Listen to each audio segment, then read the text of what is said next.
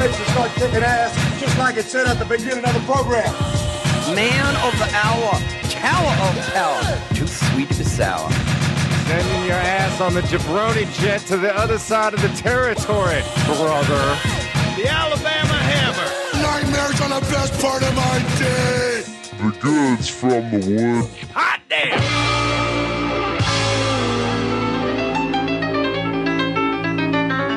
Welcome to the Goods from the Woods. My name is Rivers Langley. I'm Pat Riley. Mr. Goodnight Man of the hour, tower power, too sweet of a sour. And today we are joined by the host of the fantastic Cracked podcast, amongst other things, hilarious comedian, one of the smilingest damn people I've ever seen. I don't think I've ever seen a frown on this man's face. Our friend. Alex Schmidt. That's me. Alex Schmidt's here. I had to remember it. No, I just... Yeah. I got a question for y'all right off the bat here. Oh, let's do it. Craig, that's the magazine with Sylvester P. Smythe and all that stuff, right? Sylvester P. Smythe, yes. It's not a magazine anymore, but it's exactly the same brand. So it's like the one website that started in 1958. It was like a magazine that you would get when you had read all of Mad, and you just needed something for the next month. But Cracked was smart because if you notice, they geared themselves to a younger audience than Mad because they would always parody like cartoons and toys and things. Yeah, a younger audience than Mad? Yeah, because Mad was... No, but here's the thing. Mad was mostly read by kids, but it would parody movies like On Golden Pond. Oh, yeah. Cracked would parody things like G.I. Joe and stuff like that. In fact, they had one called G.I. Joke. And it was the best parody of G.I. Joe that I ever seen. So with Mad, they would make fun of Gore Vidal, and the kids would just be like, "Oh, it's Alfred E. Newman. That's hilarious." Yeah, you'd look in the margins for them little drawings by Sergio Aragonés and things like that. Or Spy versus Spy. Is he the guy that did the Good, the Bad, and the Ugly? A good one, Rivers. He's the guy who did Gru the Wanderer. Remember that? No. Well, also to my tremendous shame, I never read Cracked magazine ever, and then the website's a different thing. But yeah, so people know it so well, and it's just like a thing in the ether to me. I have no idea what was in it, really. Yeah. Well, it sort of was just like Mad. It seems like it. Yeah, it was like a magazine took what Mad did and then did it to Mad. Right. In a way. Yeah. Just Sylvester dunking on Alfred every time. Right. It's pies to the face. A parody of a parody. Yeah. Which is sort of brilliant. Let's face it, he was no Alfred E. Newman, man. Sylvester P. Smythe. He was kind of a second-rater. Hey, let's not get Alex in trouble here, okay? We can't. Oh, you're right. The good name. Cracked was a great magazine. That G.I. Joke issue, it had Stallone Cobra on the cover. Remember that movie? Yeah. It was called Cobrat, I believe. It was Cobrat. Yeah. You're the disease and I'm the cure. I'm not making this shit up. I love that. That's the best they could come up with, by the way. Cobrat. Oh, there was lots of that. It was the same name as the bad guy in G.I. Joke, too, so they didn't even have to come up with much in that issue. Oh, so it was Cobrat was in G.I. Joke, and then also... And also, it was the name of this movie that Stallone happened to have out of time. Got it. I know a weird Cobra story, if that's interesting. Oh, yes. So when they were making Beverly Hills Cop, originally, that was supposed to be a Stallone vehicle. And then Stallone was like, great, I'm going to rewrite this funny script completely to be an action movie. And they were like, we can't pay for that at all. And so then they cast Eddie Murphy instead of Stallone. And then Stallone just took all his action cop ideas and made Cobra. I did not know that. It's weird when you hear those stories. Because I remember one time I in one of my classes that I taught, I just had this aside where I talked about the selection of stars for movies. And my favorite one was that Terminator was originally supposed to be O.J. Simpson. Yeah. But they went with Arnold. And the students who are 10, 12 years younger than me have no frame of reference of what O.J. Simpson was before O.J. Simpson murderer. So they were just and even that's going away. Yeah, and they were just so they got the murderer to be Terminator. It's no, he was an actor. But did he murder his wife? Because they have no frame of reference. Right. They just didn't know. There's some I sort barely of have one. there. Yeah, I saw Naked Gun 33 1/3 before seeing any of the other Naked Gun movies in the theater. Oh, nice. Loved it. Of course. And then he killed his wife. I remember when the shit went down, and I thought, O.J. Simpson, the guy from First and 10. The fucking nerd from Naked Gun movies? Come on. The guy from Towering Inferno? I mean, come on. Yeah. Got it. Well, the whole concept of the Terminator is sort of brilliant because it's all right, well, we can get over somebody who has no idea how to act by casting them as a robot. Like, what a... Yeah, but it was a good movie. And when he knocks on that old lady's door and he just goes, Sarkana, that's so scary. Oh, yeah. No, I'm saying it was brilliant on the part of the writers, the producers, of thinking Arnold would be perfect. I thought better than the sequel. Well, yeah, the sequel was all special effects. It's special effects and Bobby Budnick. Those are the things that make it. Well, let's not forget the Guns N' Roses tie-in. Well, of course, yeah, of course. So we talked about before we started rolling that Alex you were a guide at a zoo. Yeah, I was a motor safari adventure guide was my job title. Motor safari? What is it like? So there's, have you ever... How radical is this? That sounds like one of them German things, like Motor Panzergrenadier Division. I was going to say it just sounded like some G.I. Joe shit. Yeah, yeah, that sounds elite. Right. I'm a motor adventurer. Yeah, I have like a dog sidekick. I come with a motorcycle. Yeah, motor adventure. What was it again? Motor Safari Adventure Guide. Motor Safari Adventure. That sounds like the name of like a Saxon album or something like that. You know? It's like straight out of the new wave of British heavy metal. So it was me in khakis, so exactly like that. You were an MSAG. A what? An MSAG. It was the worst acronym this whole time. So we had these trams. It was like a 3-car tram that we would drive at 1.5 miles per hour in circles around the park, and we'd take turns either driving in the front or giving a tour in the back. Sure. And so for several summers, I was a tour guide at Brookfield Zoo outside Chicago. That was my whole summer. Okay. I was going to ask. Yeah, outside Chicago. And it's an enormous zoo. It's great. It's really, really, really big. Did they have is it like because I know the San Diego Zoo is the biggest zoo in America, if not the world, and they have the zoo, which you actually walk around, but then they also have an adventure park that I think it's probably I haven't been to. That's the one I haven't been to. Oh, but yeah, the whole second zoo to it. They kind of let you. They drive you around. So was it my zoo? We would drive people around the one main zoo. Oh, okay, but it had like a lot of park space, and people would kind of either ride to get the tour or just kind of rest, and so you'd see everything, you'd do the whole thing, and so I got to run around doing that as like a job. It was fantastic. What was some of the most impressive animals in this zoo? Yeah, they had. It's legit. I mean, they had African elephants, giraffes, lions, tigers. Go ahead. The giraffes are always key. Did they have the feed the giraffe thing? They didn't let you do that, but they had like an indoor viewing where you could see where the giraffes lived when it was cold, and they also had just on loop a giraffe birth video, so you could see a baby giraffe, and the way they're born is they just fall out of the mom. Yeah. The mom doesn't get to the ground for it. It just falls, and then it needs to start walking, and it does it like fast. It's amazing. Welcome to this world. Exactly. Yeah, You're gonna fall a pretty significant distance. It looks peaceful being a giraffe, man, but it turns out it's rough right from the start. If you survive the fall, then that's why you can live a long time as a giraffe. Because a lot of zoos do the giraffe feeding, which is always well, you can go up in the top level where the heads are at. And you get the like thing that it looks like astronaut. If this was such a thing of astronaut lasagna, like it looks like freeze dried lasagna with no color in it, like this cake, and you feed it to them, and they're always like so gentle. They have big eyelashes too. Oh yeah, they're such impressive animals, and I love their little horns. That's the best part of them. They're little, it's like they're these big, massive creatures that are so gentle, but they're so and they're like anatomically like inconceivable. Yeah, but they also have these little funny horns. Right. Well, probably left over as like a evolutionary thing from when they were a smaller animal. But evolution is a mystery. Evolution is a mystery. Nobody sees. Well, I always think about evolution is a mystery. That was on our album Motor Safari Adventure Guide. Motorhead Safari Adventure Guide. Yeah.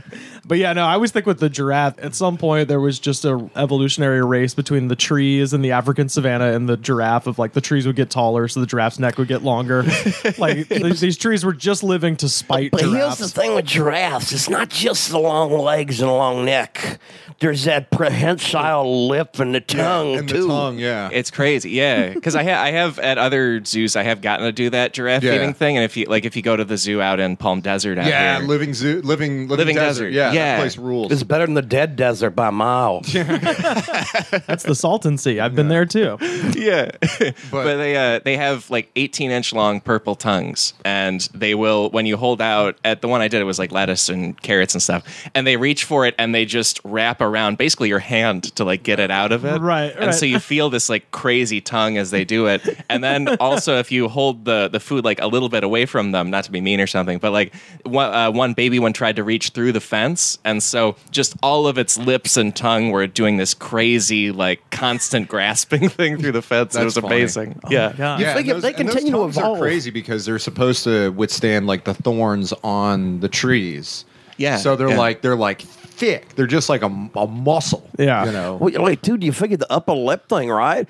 If that keeps going, that would become like a trunk. Yeah. Yeah. Yeah. So imagine something with a neck like that and a trunk. Yeah, because people forget elephant trunks have crazy lips like that on the end, and they basically have that on their face. If you go to Huntington Gardens, the Huntington Library, they have a wall where it's like all these kind of like sketches of when they were trying to figure out what animals look like based on descriptions. Since there's no photography or anything like that. So it's like the thing of like what does a rhino look like or something. There was one that I remember seeing that was like it had the body of a crocodile. It had the neck of a giraffe. It had like a weird spiky tail, and then it had the head of a dude with a big mustache. I don't know what animal that is. That's not like a wyvern or something like that. Yeah, it kind of is, but it just has a dude with a perfectly groomed mustache.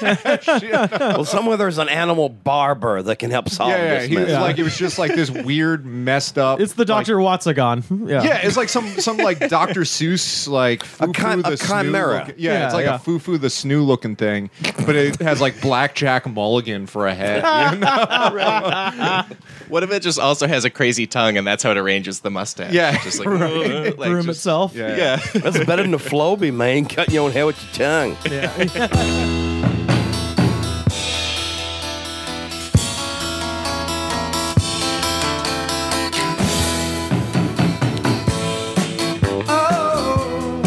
We always had to keep the tour G-rated because like it's a public zoo and kids and stuff, you know. But also sometimes the animals would be peeing or pooing pretty aggressively. yeah. and you need Or to deal having with that. or having sex too, probably, or do they keep them separate? Most of them they let them be together, but certain species like zebras in the wild, at least there are a couple kinds, but the zebras they had at the zoo in the wild, it will be herds of females and then just like loose males or like groups of bachelor males who are trying to find a herd to get. And so at the zoo, they would try to give them that. And so there'd be one exhibit with all the females and an exhibit right next to it with a male. And so the male would just be constantly front hooves up on the fence, like girls, like just constantly looking at them all the time. That striped donkey has two tails. Yeah. It's very good that you noticed it was like a donkey because of the lack of the defined withers.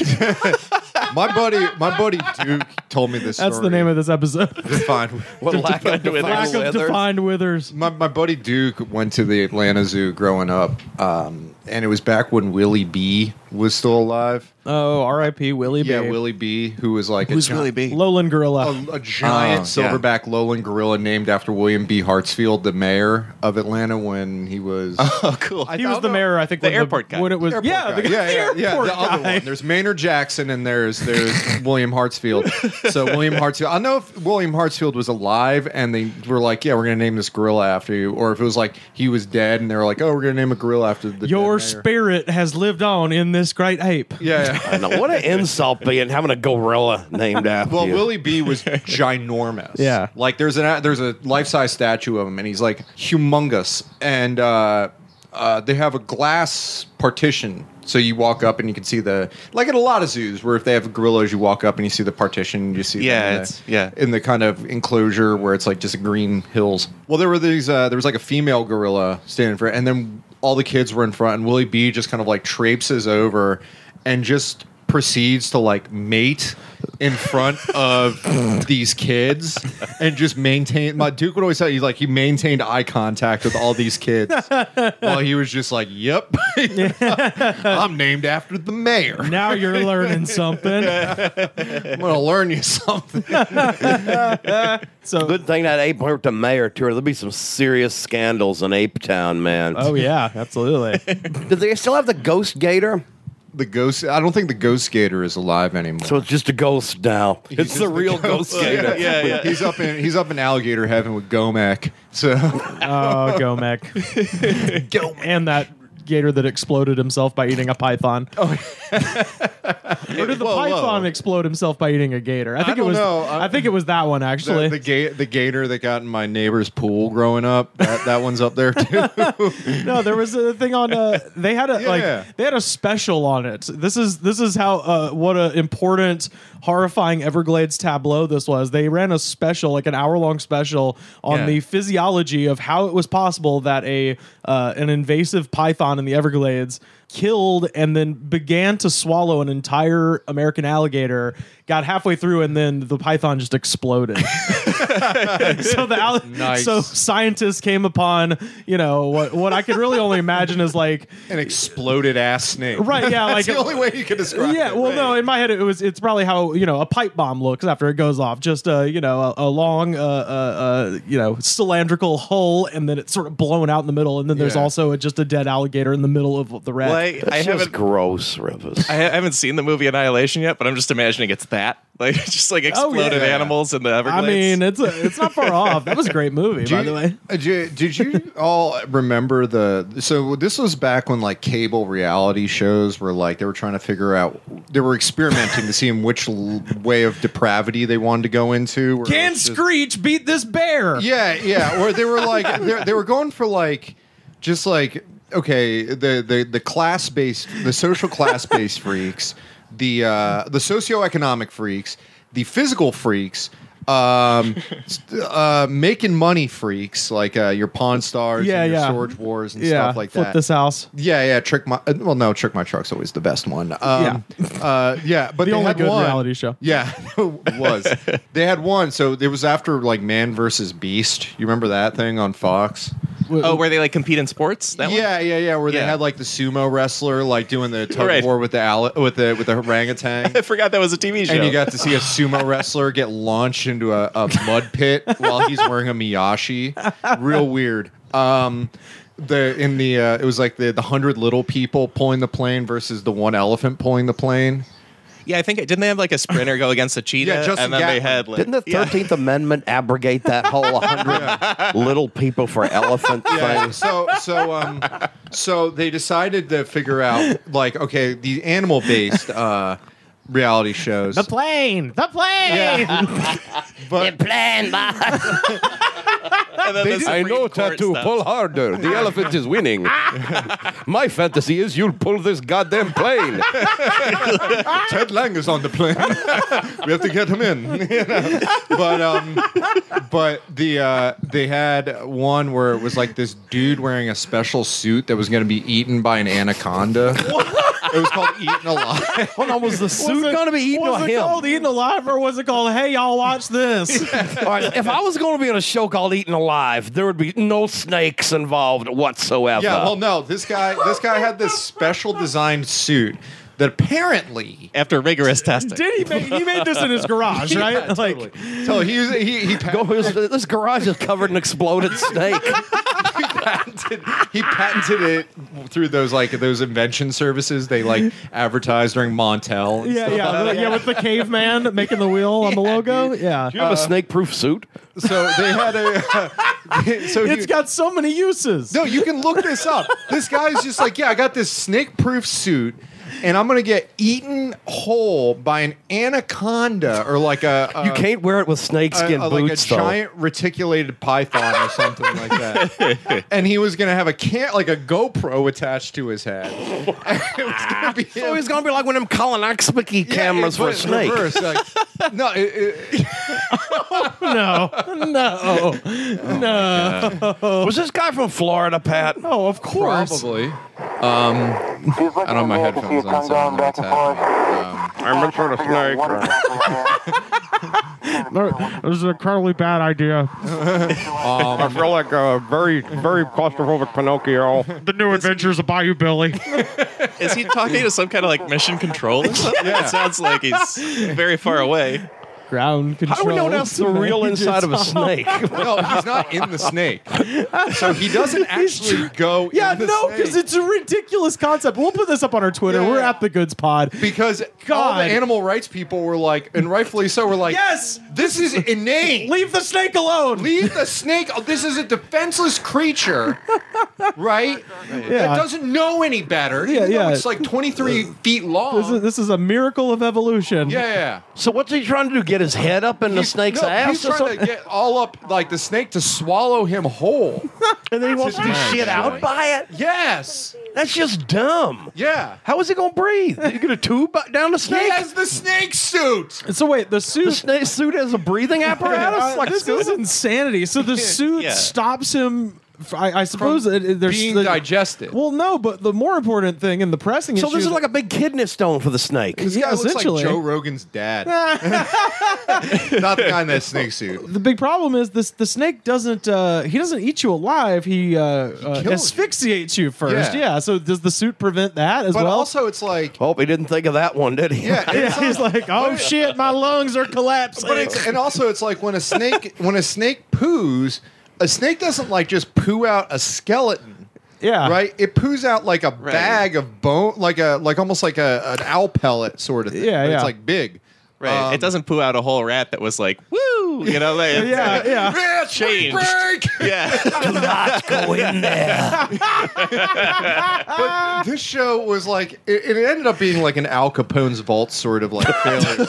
But it's like, yeah, it was there was too nothing good. in the snake. Because he's just like, I just can't do this. You know? But, like he's Elvis Costello not playing radio. Like he's like, but it's like this was a show. I'm sorry, ladies and gentlemen. I simply cannot be eaten by the snake. Do this. I can't do this. I can't be eaten by the snake. Lauren, I can't get eaten by the snake. But yeah, no, this was on like, I think it was on Discovery, and this was like the point in which you discovered this guy is a fucking we idiot. discovered like the pit. Like the Marianas Trench of programming. I think Challenger Deep. I think we could go lower. I don't know. That, by the way, is the Carol Linnaeus of the taxonomy of reality TV. Oh yeah, this is hideous. I mean, I've seen a guy try to explain his romantic relationship with his car. I've seen a person eating nail polish and their couch. Oh, that was a great one. The lady was like, I've eaten like 3 of my couches. Yeah. My husband's. Well, because when you were listing off, I was like, oh, he's really listing off like the whole freak genus. You know, he's really on it. The like, freak phylum. Yeah, really. Freak phylum. But yeah, it's got 2 genuses, peaks and freaks. Philip came over here for good spaghetti. How am I supposed to classify the platypus? Where do I put that whale with the deer feet? Monotremes. What is an echidna? It's neither fish nor fowl nor mammal. I know a hawk from a handsaw. Would you put it in the same room as Honey Boo Boo as you put Dance Moms? Where do we put Exhibit? Cough I'm pause for a second. mesmerized about how to taxonomize this programming. I imagine all that happening on like the Beagle, you know, just the ship out of the water. Like, yeah, it's Darwin. They call it the boat the Beagle, but I like to call it the dog-faced gremlin after my brother Ricky. The HMS Dog-Faced Gremlin. We got to go to his shonies. Anyway, I really do. I'm just imagining a Robinson Crusoe situation where Buff Bagwell is like, it's Friday. Give me some coconuts. Buff. I'm hungry. If we make enough of these battery-powered coconuts, we're gonna radio back.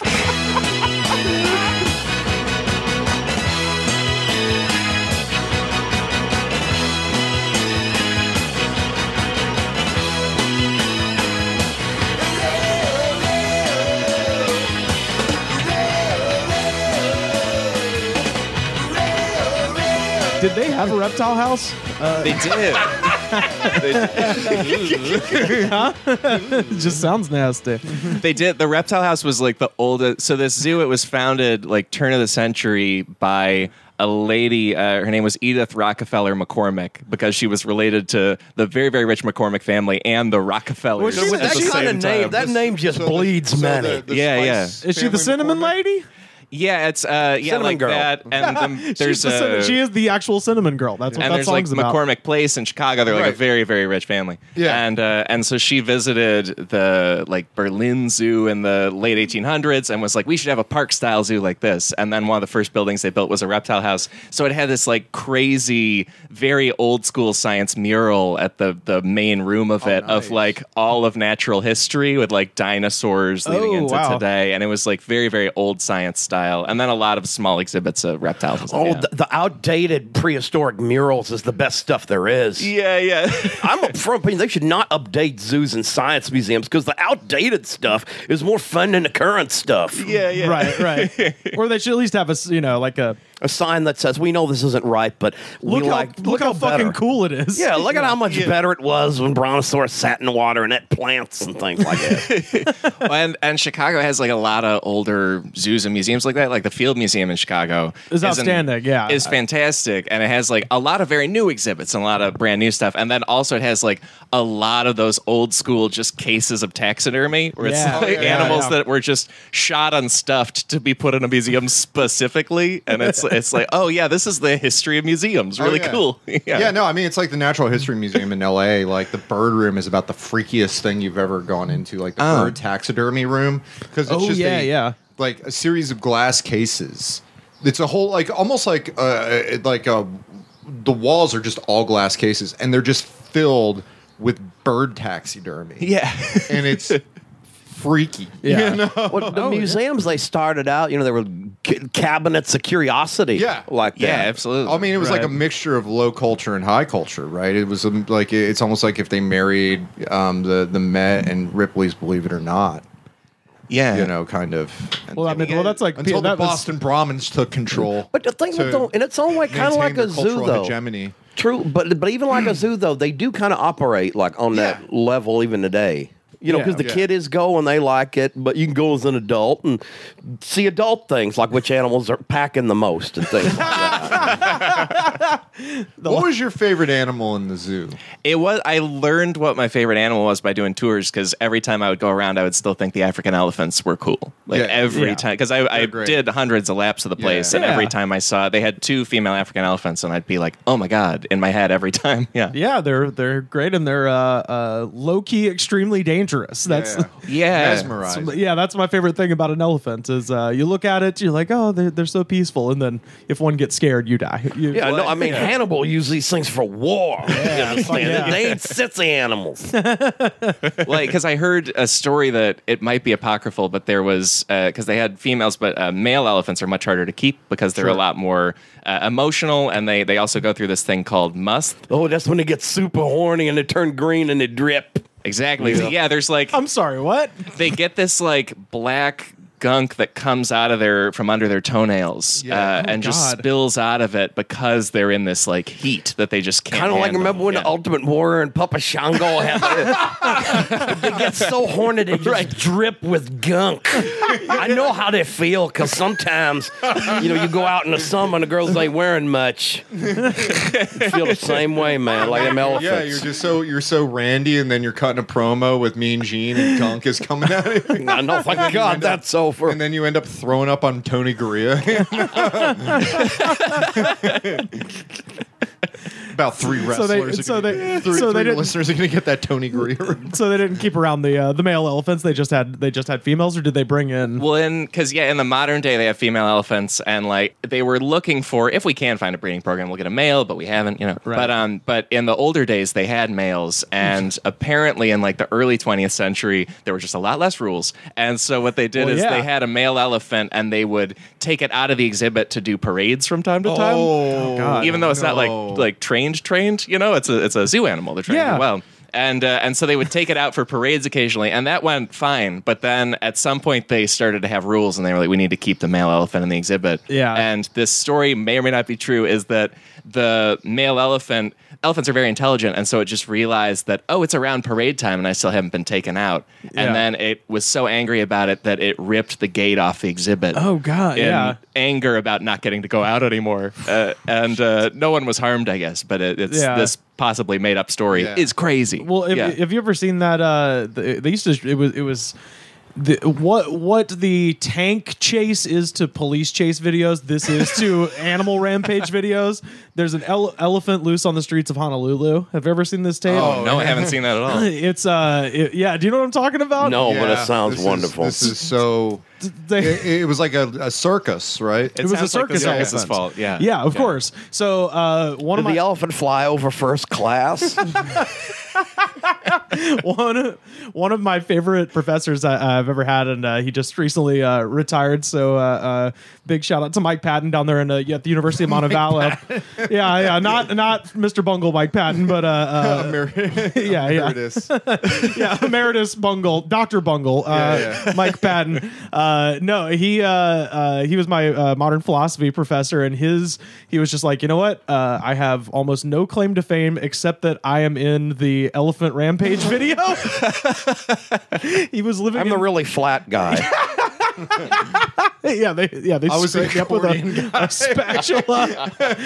No, he was. I'll try to find this video and we'll pop it up on our Twitter if we can find it. Yeah, because they do end up shooting the elephant. Yeah, it's sad. It's just like. Oh yeah. I mean, like when you have an elephant rampage video, it ain't gonna happy ending. I mean, it's like when you really think about like the way zoos.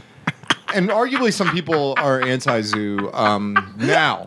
But when you look at like the history of the zoo, like it just like really points out how like just uncivilized and savage human beings are at heart. Right. Where it's just like, let's put this lion in the smallest enclosure possible. Oh Christ! Yeah, the Griffith Park Zoo, the old one. Have you been up there before? It's crazy how small it is. If you're not in LA listening to this and you don't know, you can actually check out the second episode I did of Vanessa Gritton's awesome Take a Walk podcast over at the Unpops Network, where we talked about Griffith Park at length. But I'll just say briefly, if you don't live here, there is a current LA Zoo, which if you come it's to a LA, normal professional zoo. It's a normal professional zoo that you should probably skip because we're 2 hours away from San Diego. So why are you even fucking around with the little zoo before you can go to the San Diego Zoo? Man. They have the Kiwi in San Diego, Yeah, well, and also Griffith Park Zoo has the distinction of being, as far as I know, the only zoo where a mountain lion got into the koala enclosure and killed 2 koalas and then escaped back over a razor wire fence because our mountain lions are badass, like the most hardcore. Yeah, so they're city mountain lions. They have like driver's licenses and apartments. Oh yeah, they're very erudite. On top of it. Yeah, they went to Dartmouth and they won't shut up about it. But that's always the worst. Bunch of mouthy lions. Is it an ivy? Really? Really? No, but also next to the zoo, they have a zoo that dates back to the 1880s. It's when it was built. Isn't this the one featured in the movie Police Academy 2? And Anchorman as well. Even though Anchorman's supposed to be San Diego, the scene where Christine Applegate gets pushed by Tim Robbins into the gorilla enclosure, that is the old LA Zoo at Griffith Park. Yeah. And it is now a picnic area, but they've left up the enclosures, and they're all unlocked, of course. You can walk in and out of the cages and everything and just walk around, and it's like, it's cool, but you're also like, God, there's just the amount of inhumane suffering that went on in this place. You can barely fit 10 people in a piñata setup in one of those things. Yeah. They put like a lion in there. Right. It's like, for like 40 years. To be fair, though, aren't a lot of the animals you saw in zoos even then domestically born?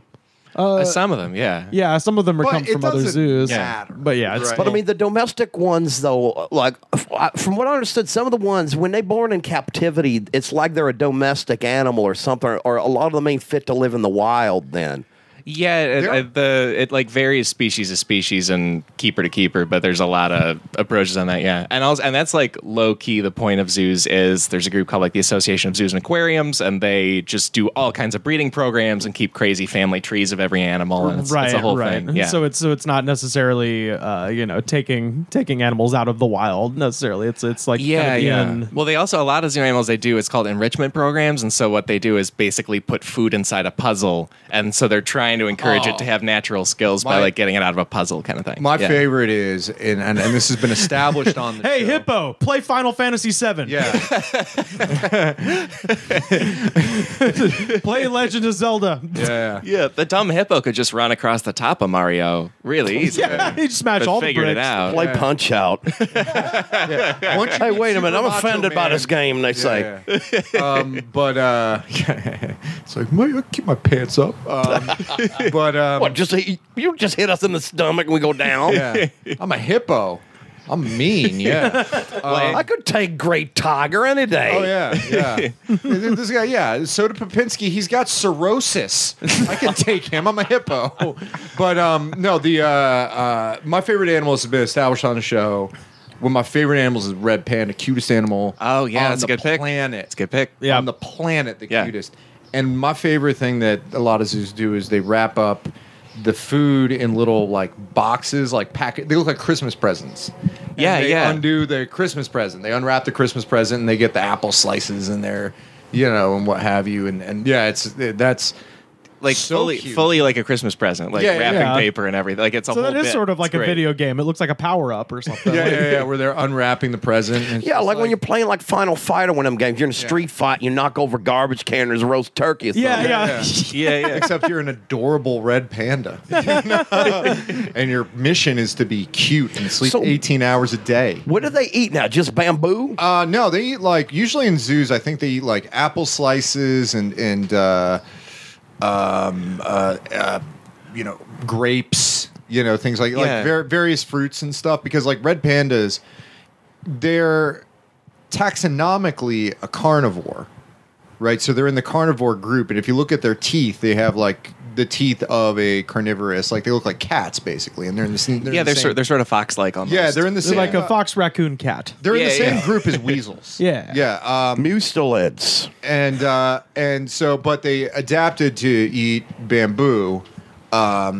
But they eat like everything. They're omnivorous, so they'll eat like eggs and Like a small fish or cat. Yeah, kind of. Yeah. But when they're in the zoo, they're all about eating grapes and apple slices and bread. They feed them bread. Which there's something really cute about. Baby, I'm some going to little- want you.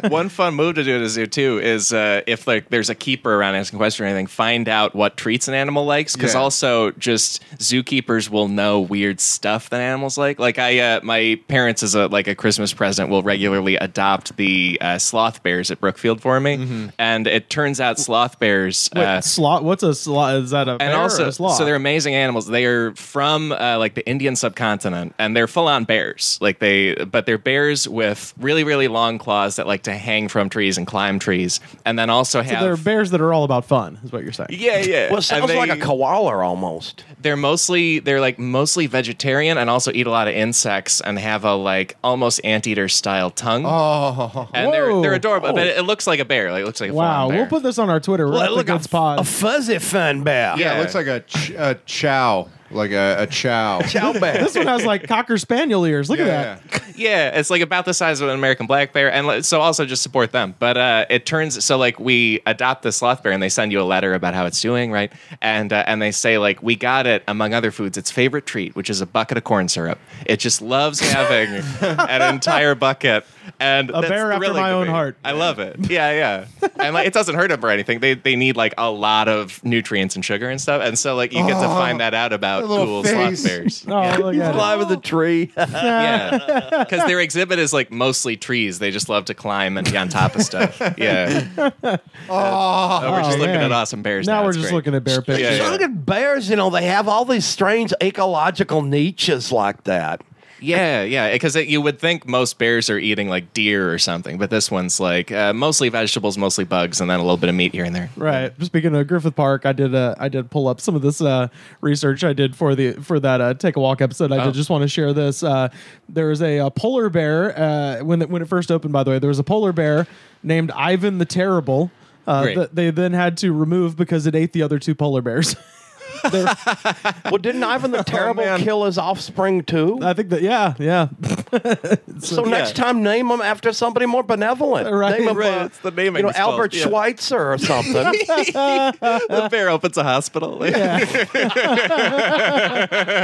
Florence Nightingale. I don't want to gross nobody out too much, but I went to a zoo once. I think it was this one in Providence or somewhere like that. And they said that this kind of gross, so you can bleep this out, ladies. You can cover your ears. But they make this thing for the polar bear. They're called a blood popsicle. Oh, yeah, I've heard of that. And they these take are like awesome. all this blood and like just meat and just gross things like that. Like they make that English pudding out of it and they just freeze this thing. I'd believe it, yeah. It's like a popsicle of like meat and frozen blood and the bear just loves this thing. They put them out during the summertime to cool them down. And stuff. Summertime's here, babe. Need something to keep you cool. Blood popsicle. Yeah, straight from Dracula's kitchen. Here comes the blood popsicle. The other little factoid, there was an 88-year-old camel in Griffith Park Zoo named Old Topsy that supposedly Smoked a pack a day, too. that supposedly served in the Civil War.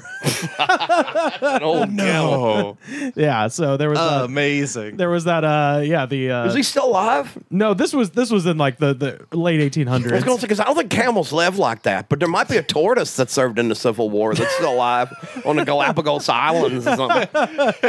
just like way in the back of a Veterans Day parade, like just trying to keep maybe there was some unit from Iowa or something, and I was like, well, this guy's got an eagle. What are we going to have for our unit? Let's get a Galapagos tortoise. Yeah, They were the slow. I can imagine some weird like B-level Civil War general riding around on a turtle. McClellan shoots instantly to Stan mine. Waddy or something like that. Well, it did take him forever to follow Lincoln's orders. It could have been his, the tortoise could have been carrying them siege guns towards Yorktown, something like that, during the Peninsula Campaign. There's probably a tortoise out there been in the Civil War. Yeah, I mean, they're nature's ironclads. If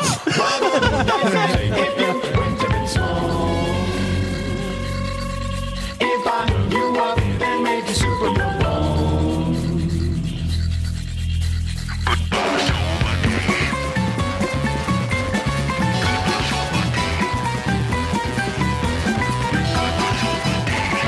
Well, actually, speaking of, like, if people brought up a zoo where they were like, this zoo has more, it was San Diego. That was like the one where people would be. Oh, so like, San Diego back in San Diego. So that's where the zoo snobs come from. Yeah, that's the one. Yeah. I don't know. People were like, people were riding it for a mix of reasons. Like they wanted to get a tour, or they wanted to rest their legs, or they just wanted to like plant their kids somewhere, Or they've been drinking too much. Yeah. People would occasionally, they'd really, really use, because the seating, it would be like this long, continuous plastic bench, and they would really use it as like their living room sometimes if they wanted to. And like at one point, there was a lady like, because you're standing when you're giving the tour like directly behind the last row, and at one point there was a lady like changing a diaper like directly in front of me, like just working on it in the tour. Love and like it. I know there's also a plastic bench in the bathroom where you'd go do that, but like come on, man. Yeah, like also while the the thing is moving too. That's right. It's a bench in the bathroom says koala bear care. Maybe there was a koala busy using it or something like that. Did you have to deal with this? Is one of my favorite varieties of obnoxious idiot is the guys that always contend that they could kick the zoo animal's butt. I love this. I fought a GNU. Where it's just like, I love it. Where I don't know if you had to deal with it, where it's just like, you think I can take that? But my favorite is like the three guys that like Wild Beast meet William Beast. It's like the dads. They're always like dads. That like, He's trying to. My favorite one that I ever saw was it was three like these three dudes. I'll fight a fucking monkey. Oh, at the Brevard Zoo. Monkeys fight dirty, man. Florida? Florida, yeah. Which is a good zoo. It's a Jack Hanna Zoo. Was that the Marvel Comics guy? No, he's the guy that was always on like Letterman and Oh yeah. that guy. So my favorite was there's a cassowary bird. Oh yeah, cassowaries. Those are terrifying. Those are intense. They're intense, and it's just Yeah. these three guys, and they're just like, yeah, I think kick that bird's ass. They say it's dangerous. It's like, I would love to see that. Oh God, I'd love to see you try. Yeah. because that bird is scary and has razor sharp spikes and claws. Yeah, that's the thing. And Because if they doesn't it get you in the admit- gut, that's a bad yeah, wound. it kicks. Yeah. Yeah. And I think like poison. It's essentially poison and blood. it's a giant nasty ass velociraptor that's just got It's the meanest. burdened with feathers. Like they always do those like what animals would win in a fight. That one's like a kind of a dark horse. Like Oh yeah, tear up. the cassowary. Yeah. A lot of Yeah, them although- birds like that, they vicious. Your emus, they do more than just swallowing Guinness and ostriches. Yeah, you know? yeah. But did you ever have to deal with the guys that were just like, yeah, I kicked that, animal's ass? Even on a basic level, like we had ostriches, and we'd talk about like, an ostrich egg, it could make an omelet that can feed. I can't remember the number now, but like 20 people, something Yeah. like that. And there'd almost always, I could see one guy leaning over and being like, I could eat that. Like, no, you can't. Like, it's for 20 people. Like, it's not one you. Like, you but can't do it. sometimes when you get real high, you'd be amazed how much you can eat, man. I watched Man vs. Food. I could beat that. I dude. think I could do that. I'll eat the egg and then I'll eat the fucking ostrich too, man. Bring it on. I bet you if we got stoned enough or whatever, the four of us could maybe finish one of them things I was off. gonna say, well, we put away we put away the Elvis sandwich. We could probably do the omelet. we did do As the a, guy, Elvis as a sandwich. guy that has eaten 3 XXL fat burgers in one sitting, No. 3? I probably could not do that. And I don't think that any of the super fans in Chicago could do that either. Well, we'd have enough room because the way eggs is, you'd be shitting that thing out before you're even done with it. Like Guy Fieri, I hate eggs. So, Yeah, but an omelet maybe with some corned beef hash or something. Yeah, there we go. Yeah. Well, we also, the park had like, almost all birds are mean, it seems like, and because Yeah. like there would be That's birds for you, peacocks man. just roaming, because peacocks, they can just wander. Oh zoos, yes, and a lot of I zoos have some that. experience with this. Yeah. Yeah. Yeah, and a peacock will like hiss at you and bite you if it wants to. And we had a the lot sound of just, they make. oh is, yeah, is especially pretty if you're messing incredible. with their car toilet. Yeah, and we had Canada geese wandering around that are the same way, and so like kids would often we they just have to everywhere. warn They're just kids, zoo like, stop it. Yeah. Zoo squatters. Yeah. These birds come in and look at that, and they just like, oh, we're going to stay here, and nobody kicks these. Say these liberal California zoos won't kick these bird squatters out. I got bit by a goose when I was a kid. Yeah, I Shit did. sucks. I What were you had 'em, doing to like, get lunging me, bit yeah. by a goose? I was trying to catch it. Of course. I was like 3. It caught you. Yeah, I was like 3 or 4. My mom looked away for a moment. We were near a pond, and I went for there was a bunch of if geese. you're a new listener to this and show, I tried to grab one. you'll realize very quickly that Rivers was the biggest little bastard Oh yeah. when he was a kid.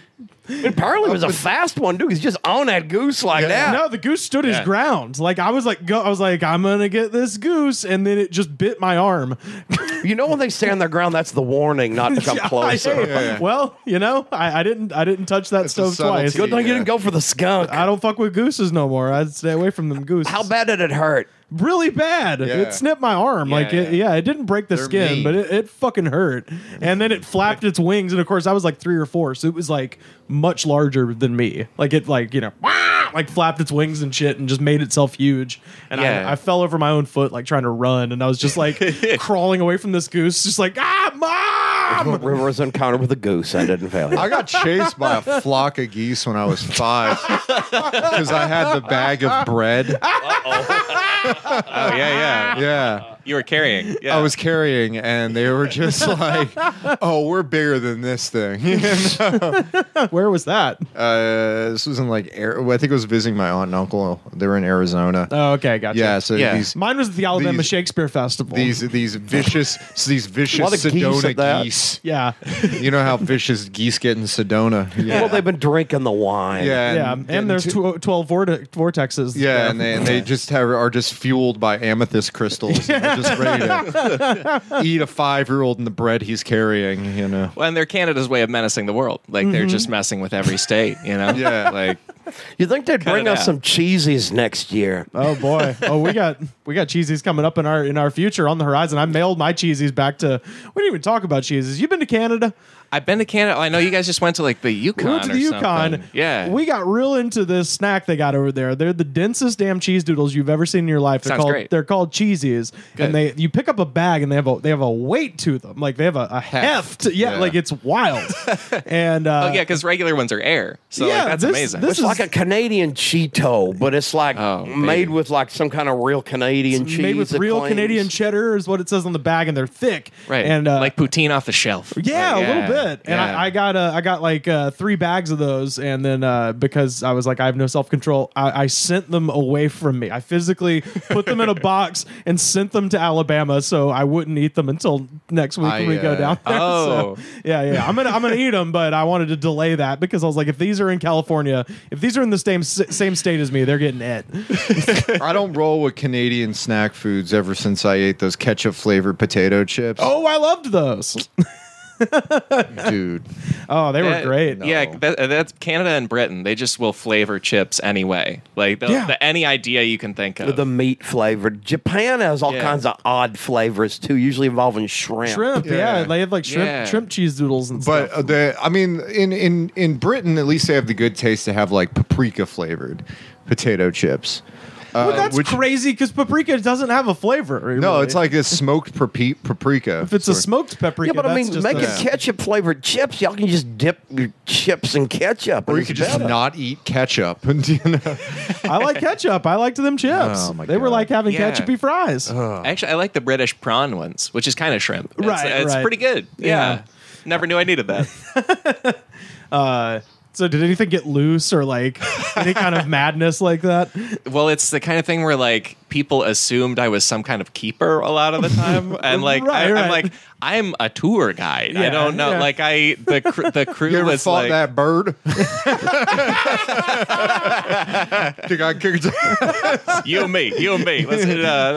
But I would just kind of basically get to know them in terms of like whether they would be on stage, so to speak, when I needed them for the tour, because you would just learn like what you talk about if they're there and what you riff about when they're not there for every exhibit in the entire zoo, because it's the modern day, and so animals have more rooms. They have a whole indoor exhibit they can go into, and so a lot of times it'd just be like, and the snow leopard is usually there, and la da da da da, and then we But try there's to get snow to the next. leopard here now. If y'all tour guides are listening, y'all can use that one. But I was never around like an escape or something. That would have been thrilling. Yeah, but it's also, not like it's a Three Stooges short and gorillas are escaping from the zoo. It's a weekly occurrence. yeah, You know, and I would have been in a vehicle with a governor on it. I think I was told the highest it could go is like 10 miles per hour. So I would have been chasing the animal very slowly. You know what I mean? Like I would not have been helpful. Quick, we'll catch the turtles. Where do they keep the sloths? Sloths are fast, dude. Well, we got the truck. Yeah. And they can swim. What's the governor too. on this thing? Do we have a boat with a governor on it too? Every vehicle is no. To make it, sloth enabled. Yeah, to give the yeah. sloth a fighting chance. well, I could beat that sloth's ass for sure. I know that. I don't know. They get these claws like this. Yeah. I was about to say, you could come with me with that mouse. And they only mousy take a fur. shit but once a week, so they're gonna be cranky. Well, also, when I worked there, there was a story in, I think it was the San Francisco Zoo, of a tiger like getting out and mauling a guy who was like looking at the exhibit. Oh, was it the tiger get out or did the guy fall in there and he got it? Well, it was some kind of thing where the guy was partly to blame That's somehow. that's what I remember. I remember when that story came out and being like, good. Yeah. And so It's like what you everyone I get. knew was like, well, that guy had it coming, Yeah. which was a really weird perspective to have, but I guess it was true. Yeah. Well, I mean, I said this in the live episode that we did in Canada. I said it about Bigfoot. I'll say it about tigers too. Tigers are better than people. So like, They got a sweet uppercut. yeah. And Yeah. Well, we know you're an Auburn dude, River. So. Well, yeah. I mean, I'm showing my bias here, of course, as an Auburn Tiger, go Big Blue. But tiger uppercut. But but I know what you're talking about. It. Yeah, it was like whoever got mauled by the tiger. It was like totally their fault. Yeah, and it was one of those things. Like if you just stayed on the damn path and not gone anywhere near the tiger exhibit, you wouldn't gotten fucked up. And when it happened, if you only had jumped in the exhibit that said tigers, none of this would happen. So I'm always pulling for the animals when it comes to like zoo escapes and mayhem. Always pulling for the animals, Yeah, and like especially the older people on the crew I worked with, I think just in general they were like of the mind where if an animal gets out or an animal does something, they would blame people. Like that was like their mindset was like it's not the official zoo stance or something, but they were like, if a lion attacked a person, probably the person was like climbing on the thing. I don't know, monkeys are mischievous, man. So I think if the monkeys started trouble, I'd look at the dang monkeys. Yeah, because I've seen Curious George, and he is always making a mess. Well, that's also because but he ends up getting a medal at the end. Yeah, I know, but that's because he has that man to come and clean up the chaos that he creates. The cleaner in the yellow hat. Yeah, the cleanup man in the yellow hat. Yeah. I've got a tiger by the tail, it's plain to see. I won't be much when you get through with me. Well, I'm a losing weight and I'm turning mighty pale. Looks like I've got a tiger by the tail. Good night. Do you have a favorite animal at the zoo? Well, at the zoo personally, Fred. He's a monkey. We hang out. No, probably like the vulture is not at the zoo. The what? The vulture. Oh, vulture? They've got vultures at some zoos. Yeah, but that's lame when they have animals you can see in the woods at the zoo, and it's the zoo, not the nature. That's lame, man. I want giraffes and shit. Hippo kicks ass at the zoo. Yeah, hippos are awesome. But I prefer carnivorous animals. So you ain't a tapir guy? Because the tapir is pretty dope. That's tapir right up there for is dope, me. and it's rare, but I prefer carnivorous animals. Polar bears. No, because they stink. Because if you ever seen like a zoo that has polar bears, like it's always hotter than it is at the North Pole. Yeah, of course. So the bear don't do nothing but sit on its ass the whole time. Yeah. There was it's pretty savage. Yeah, there was this famous one in the zoo outside Boston, and all it ever did when it was hot was have its head in its building and its ass would be sticking out. And so it was like that Winnie the Pooh thing. Yeah. with its bare ass literally sticking out. An exhibit. And polar bears love swimming in real life, so like if there's not enough water in the exhibit, they hate it. Yeah, they can't stand it. So what you got, like lions? Like or? Yeah, I'll go with lions. Things that kick lions ass. Are cool. Yeah. Lions. And lions also they happen to do well in zoos too because they tend not to travel very far in the wild. Like they'll sit in one place the vast majority of the day, except when they're hunting. Oh, I forgot. I do have one more favorite: the kiwi. Yeah. The kiwi down in San Diego, because when that place is hot, and when it gets hot there, that place is hotter than hell. Oh my God. The kiwi exhibit is always nice and cool, and you can sit there and listen to the music that's on the video the whole time. And the kiwi gyms. The kiwi usually comes out around the time the zoo closes. Yeah. So you can sit there, because you know how it takes about an hour for that zoo to filter out? Yeah. So you can sit there and wait for it to like filter out a little, wait for the crowd to dissipate, and look at the kiwi as he comes out. You can take in the sights of a southern hemisphere bird, and then take in the sounds of Kenny G's songbird. Exactly. Yeah, that's a legit like pro tip. I'm gonna do that. It is. That's, I don't want to. I don't want to make it too. I don't want to show up there now and everybody's there. So, but yeah, that's what I do, and it is awesome. It really is. The last time I was at the San Diego Zoo, I saw just from a distance a guy had an Auburn hat on, and so I just like was walking that way anyway, and I just saw this guy, and I was like, "Hey man, War Eagle," and he turned around, and he goes, "Oh hell, are you Bob and Gail's kid?" And like he just knew me and my entire family. I was like, "Oh God, fucking town's too small." The Auburn Fishbowl. But yeah, no. The last time we went, I went with a friend of the show, Scott Howard, and we walked around, and man, we were just looking at the Gnu, and it was the funniest. Oh, Gnus. Do y'all remember Gary Gnu?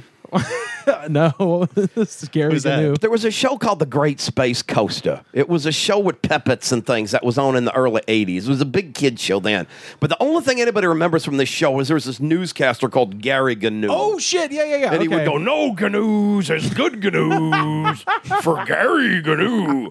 And it's the only thing that anybody remembers from this show, The Great Space Coaster, even though Luke Skywalker was on the show once. And it's the only thing that anybody knows about GNUs. Yeah, well, in Auburn, there's a place called the GNU's Room. That was. And is that where Gary works? It was a used bookstore, but yeah, similar idea.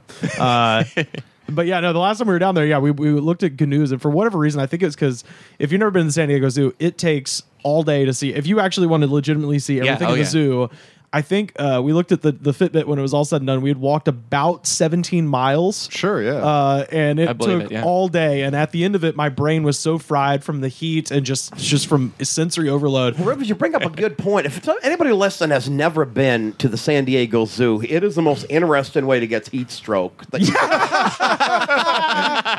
like the Gettysburg Battle.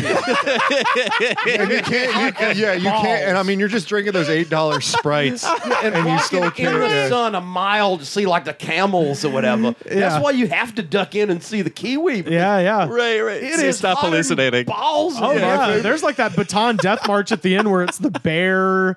Like there's a bear and there's then there's like the buzzard exhibit, which isn't part of the zoo. It's with the customers on the way out that are dying. They're lining up to eat the carry-on. My favorite zoo thing recently.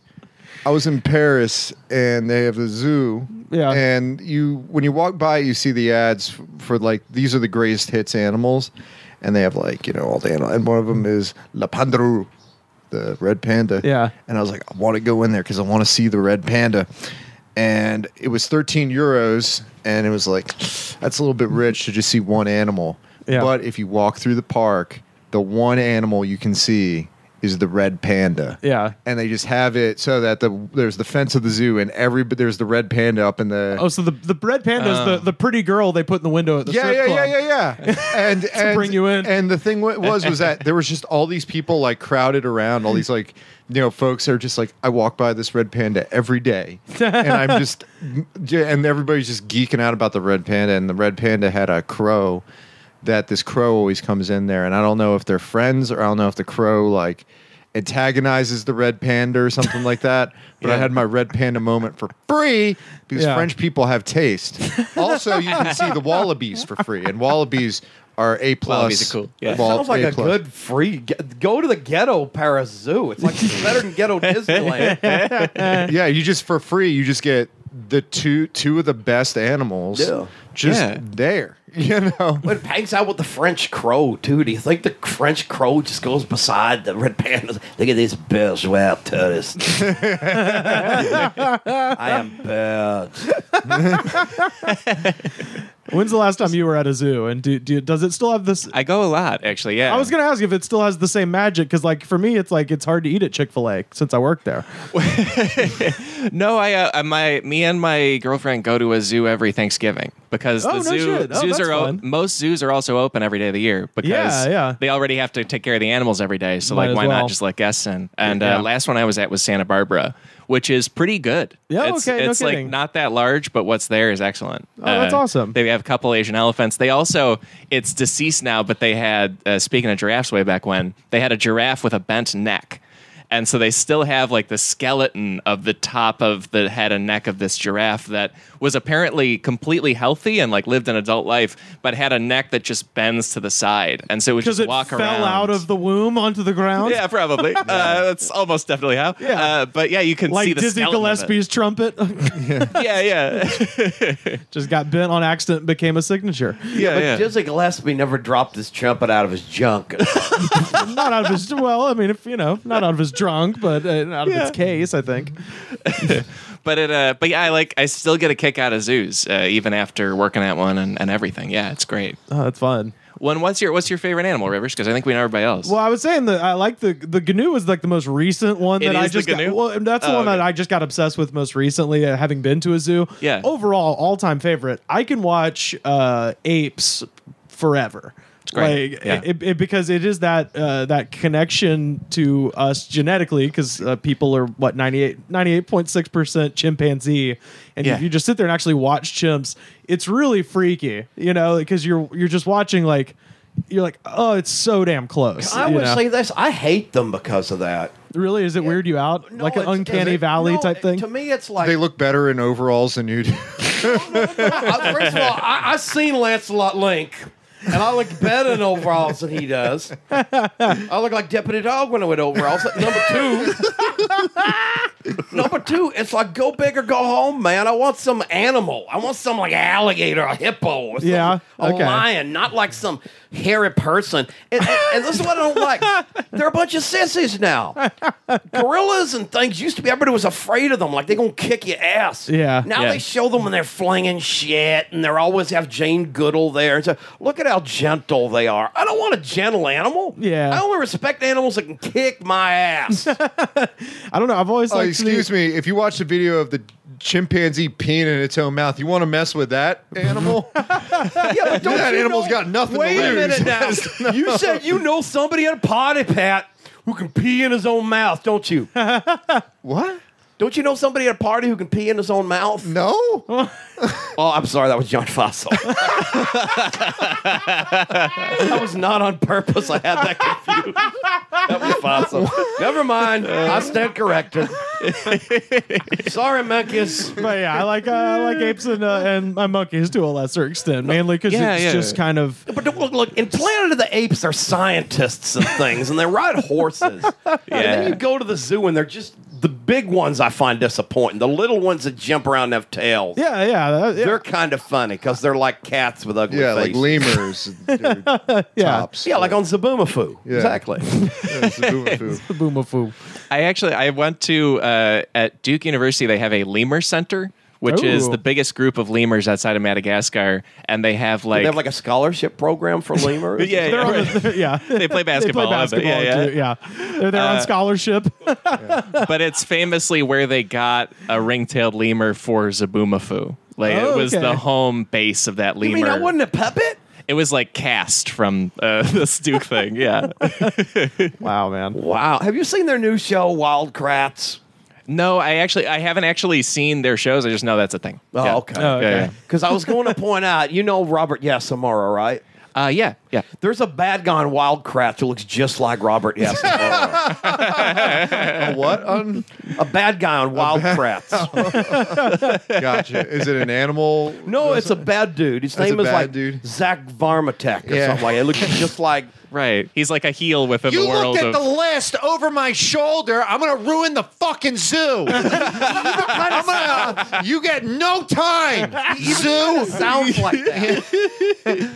Don't give me that shit about your sister being here. I'm not bumping you up. I don't care how many shows you've had on cable. It's been how long since the Boomafoo? I don't care that you've been on fucking PBS. Robert Buscemi's going up, all right, and he has to practice for Montreal Showcase. I'm giving him 5. Sit down, or go to the Ha Ha. It was a good show. I'm on fucking Zaboomafoo, all right. Alex, where can people find you on the internet, sir? How about we end with inside baseball? I just think I'm on Zaboomafoo that's a crescendo. That I just love yelling at animals at like the upstairs of that Westwood brew house thing. Very fun to me.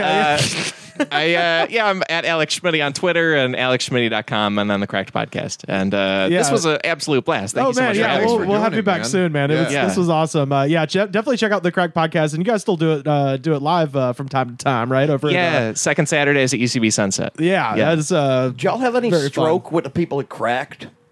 What do you mean? Can y'all have them like put that G.I. Joe parody on their website? Because I've been looking for that thing on the internet for years, man.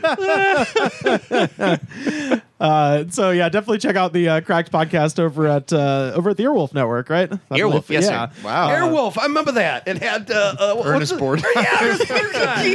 Jan Michael Vincent. and that great theme song. Real Tape on quick, the plane. Alex Cord. real quick detail about Airwolf, and then we'll get back to plugging. This is bizarre. All right, there's a home that's for sale at the moment in Bel Air, and it's the most expensive house on earth at the moment. It's for sale for $250 million, and it was built on spec, so no one's ever lived there. And it has a helicopter on the roof. And I always drove by it, and I would have groups, and I'd talk about the fact that this house is for sale, and I'd show them pictures of the house and stuff, and be like, and there's a helicopter on the roof. And it never occurred to me that somebody who was actually a former Navy pilot, flew helicopters in the Navy, was on the tour with the dad, and was looking at it, and he was like, yeah, you can't take that off from here. Like you'd have to buy air clearance, and it's a neighborhood, so there's no way that helicopter works. And we get a little closer to it, and he was like looking at the rudders too, and he was like, yeah, that's not a real helicopter. I mean, it's obviously it was real at one point, but that thing is out of commission, And I was like, that's weird. And so, the day went on, dropped them off, and I started doing some research. It's the helicopter from Airwolf. Didn't some dude marry that? What? Didn't some guy marry the Airwolf helicopter? You see, they said when gay marriage started, it wouldn't lead to that. But now they're marrying helicopters. Hey, you know what? That's cool with me. Anything between consenting pretty adults sweet. and consenting helicopters is fine. I favor tigers over people. I mean, helicopters too. Yeah. It's like, who are you married to? Next thing you know, Bob the Builder, he's going to marry one of them machines too. This is my wife, Helen. Yeah, this is my husband, helicopter. Imagine having to be that helicopter's war widow. Little helicopters bring you a flag, and oh man. Be tough. Oh, God. But yeah, so you can see the Airwolf helicopter in Bel Air, and you can check out Alex on the Crack Podcast on the Earwolf Network. Thank you so much for being here, Alex. Thank you, guys. You can find us on Facebook, facebook.com/TheGoodsPod. We're on Twitter @TheGoodsPod. Check us out this week. We're going to be popping up some pictures of cool animals and shit. Every episode ever, youtube.com/TheGoodsPod. And big shout out to our friend, Richard Eden up there in the Klondike doing the hard work at TheGoodsPod.com. Pat, what should the folks do when they get to iTunes? Rate, reviews, and subscribe. Tell a friend, spread the word. Shows the attitude of gratitude. Because if you don't have the attitude of gratitude, then fuck you. And we'll see you next week. Jungle boogie, jungle boogie, get it on. Jungle boogie, shake it around.